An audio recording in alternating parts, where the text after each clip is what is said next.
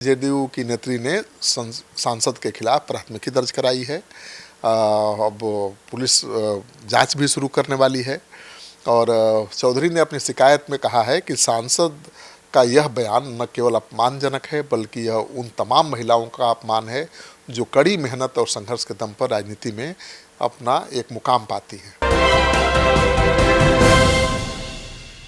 सांसद पप्पू यादव की बड़ी मुश्किलें, जेडीयू नेत्री ने थाने में दर्ज करवाई शिकायत। नमस्कार, आप देख रहे हैं सिटी पोस्ट लाइव। मैं हूं सृष्टि राज। नेताओं के कमरे में गए बिना 90% महिलाएं राजनीति नहीं कर सकती है। सांसद पप्पू यादव की इस टिप्पणी के सामने आने के बाद विभिन्न दलों और महिला संगठनों में नाराजगी देखी जा रही है। विवाद बढ़ने के बाद जेडीयू की एक महिला नेत्री ने थाने में शिकायत तक दर्ज करा दिया है। अब आइए विस्तार में जानते हैं पूरे मुद्दे के बारे में और एमपी पप्पू यादव की मुश्किलें बढ़ती जा रही है और उनके खिलाफ क्या कुछ हुआ है और किस मामले में केस हुआ है, इसके बारे में विस्तार से चीफ एडिटर श्रीकांत प्रत्युत्तर से। सर, पप्पू यादव की तो मुश्किलें बढ़ गई है। देखिए, महिलाओं की बेडरूम राजनीति वाले विवादित बयान को लेकर ये बवाल मचा है और पूर्णिया के निर्दलीय सांसद राजेश रंजन उर्फ पप्पू यादव के खिलाफ जनता दल यूनाइटेड के प्रदेश सचिव और राज्य महिला आयोग की पूर्व सदस्य रीना चौधरी ने पटना के शास्त्री नगर थाने में केस दर्ज करवा दिया है। पटना पुलिस ने शिकायत के आधार पर मामले की जांच भी शुरू कर दी है। हाल ही में राजनीति में सक्रिय महिलाओं को लेकर पप्पू यादव का ये बयान आया था, जिसके बाद से बिहार की सियासत में ही नहीं पूरे देश की सियासत में बवाल मचा हुआ है और उनके खिलाफ महिलाओं में काफ़ी गुस्सा भी देखा जा रहा है। अब पप्पू यादव को न निगलते बन रहा है न उगलते बन रहा है। अब तो केस भी हो गया। महिला आयोग पहले ही धमकी दे चुका है कि भाई, अगर आपने संतोषजनक जवाब नहीं दिया अपने विवादित बयान का तो आपकी सदस्यता खत्म करने के लिए लोकसभा अध्यक्ष को भी लिखा जाएगा।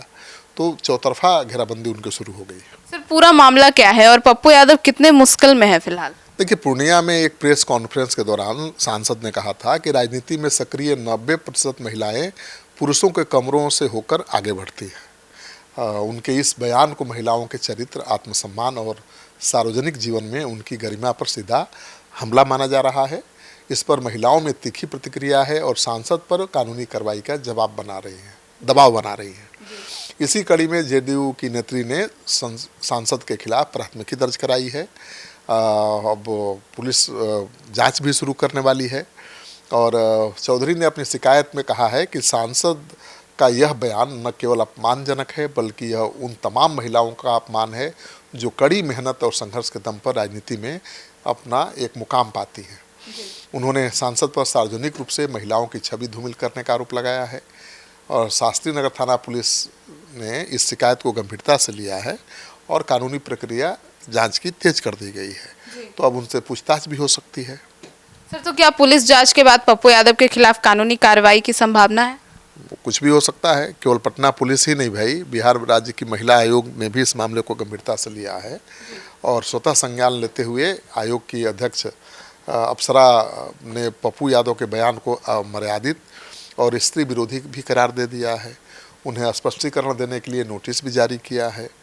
आयोग ने सांसद से पूछा है कि उन्होंने किस आधार पर ऐसी टिप्पणी की और उन्हें 3 दिनों के भीतर जवाब देने को कहा गया था। 3 दिन तो हो चुके हैं, पता नहीं सांसद ने जवाब दिया या नहीं और उस जवाब से महिला आयोग संतुष्ट है या नहीं है। तो माना जा रहा है कि अगर जवाब नहीं दिया होगा तो भी और जवाब असंतोषजनक होगा तो भी अब महिला आयोग की तरफ से लोकसभा के स्पीकर से मांग की जा सकती है उनकी सांसदी रद्द करने की। तो पप्पू यादव की घेराबंदी चौतरफा हो रही है। आपने नहीं देखा अनंत सिंह ने कितना हमला किया है?